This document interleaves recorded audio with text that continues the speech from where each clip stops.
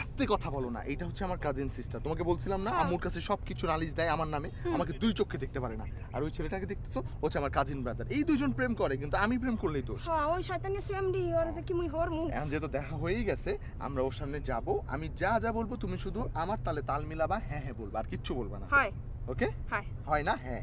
হ্যাঁ শুদ্ধ বলতে হবে। হ্যাঁ।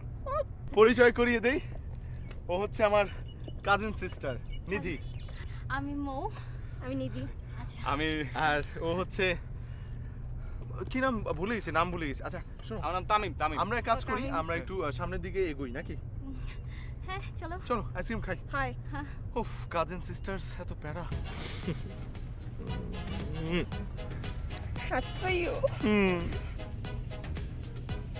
You are my cousin sister and I love you.